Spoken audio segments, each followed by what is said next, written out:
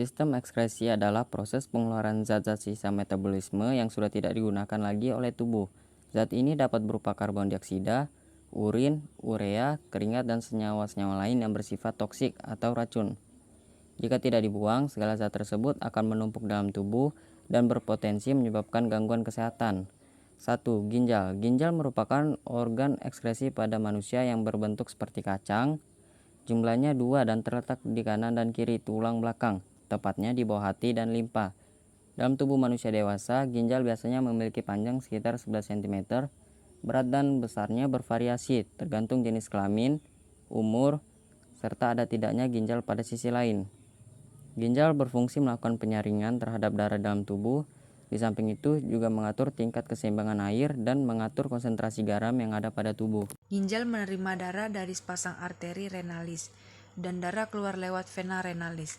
Setiap ginjal berhubungan dengan ureter, tabung yang membawa urin keluar ke kandung kemih. Sebagai alat ekskresi, ginjal akan menjalankan 3 tahapan dalam proses pembuangan, termasuk penyaringan, filtrasi, penyerapan kembali, reabsorpsi, dan pengumpulan augmentasi. Filtrasi, proses penyaringan sel-sel darah. Hasil dari proses filtrasi berupa urin primer yang masih mengandung air, glukosa, dan asam amino, akan tetapi sudah tidak mengandung protein dan darah.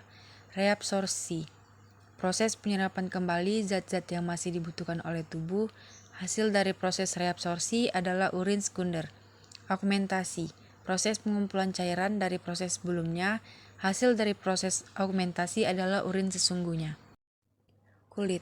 Kulit adalah lapisan jaringan pelindung paling luar pada manusia yang terdapat di permukaan tubuh. Sama seperti ginjal, kulit juga memiliki peran dalam sistem ekskresi karena mampu mengeluarkan zat-zat sisa berupa kelenjar keringat. Kulit terdiri dari 3 macam lapisan yang masing-masing memiliki fungsi sendiri. Di antaranya, epidermis, lapisan kulit ari. Epidermis adalah sebuah lapisan kulit paling luar dan sangat tipis. Epidermis terdiri dari lapisan tanduk dan lapisan Malpighi. Lapisan tanduk adalah sebuah sel-sel mati yang mudah mengelupas dan tidak mengandung pembuluh darah serta serabut saraf, sehingga lapisan ini tidak dapat mengeluarkan darah saat mengelupas. Sementara lapisan Malpighi adalah sebuah lapisan yang terdapat di bawah lapisan tanduk. Dermis. Dermis adalah sebuah lapisan kulit yang terletak di bawah lapisan epidermis. Lapisan ini lebih tebal daripada lapisan epidermis dan terdiri dari beberapa jaringan, termasuk pembuluh kapiler, kelenjar kering, kelenjar minyak, pembuluh darah. Lapisan bawah kulit. Lapisan ini terletak di bawah dermis, di antara lapisan jaringan ikat bawah kulit dengan dermis yang dibatasi oleh sel lemak, dan lemak ini berfungsi untuk melindungi tubuh dari benturan sebagai sumber energi dan penahanan suhu tubuh. Paru-paru. Ada sepasang paru-paru di dalam tubuh manusia, yakni paru-paru kanan dan kiri. Keduanya terletak di rongga dada di mana paru-paru kanan biasanya lebih besar, sementara paru-paru kiri yang berdekatan dengan jantung lebih kecil. Selain menjadi organ dalam sistem pernapasan, respirasi, dan berhubungan dengan sistem peredaran darah, sirkulasi, paru-paru juga berperan dalam sistem ekskresi. Fungsinya mengeluarkan gas-gas sisa proses pernapasan yaitu gas CO2, karbon dioksida, dan HO2 uap air dalam sistem ekskresi. Mengeluarkan karbon dioksida CO2 dan uap air H20. Karbon dioksida dan uap air ini lalu dilepaskan dan dikeluarkan paru-paru melalui hidung. Sebagai gantinya, oksigen pun diambil melalui udara sendiri berbeda-beda tergantung pada kebutuhan dan hal biasanya. Dipengaruhi oleh berbagai macam, serta jumlah maupun jenis bahan makanan yang dimakan. Hati merupakan kelenjar terbesar di dalam tubuh, terletak dalam rongga perut sebelah kanan, tepatnya di bawah diafragma. Berdasarkan fungsinya, hati juga berperan dalam sistem ekskresi. Hal ini dikarenakan hati membantu fungsi ginjal dengan cara memecah beberapa senyawa yang bersifat racun dan menghasilkan amonia, urin, dan asam urat.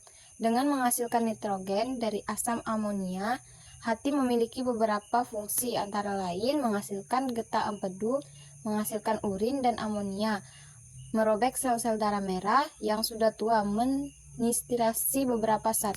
Beberapa jenis gangguan pada sistem ekskresi manusia antara lain batu ginjal, penyakit kuning, diabetes mellitus, biang keringat, albuminuria, nefritis, dan uretritis. Batu ginjal terjadi ketika garam kalsium disimpan di rongga ginjal, saluran ginjal, atau kantung kemih.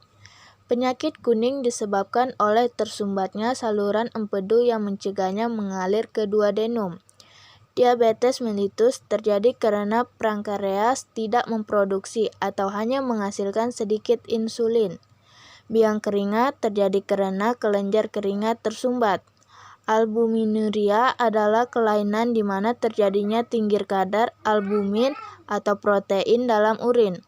Nefritis adalah kelainan pada glomerulus yang disebabkan oleh infeksi bakteri Streptococcus nefritis. Dan terakhir, uretritis adalah peradangan pada ureter yang disebabkan oleh infeksi bakteri atau virus.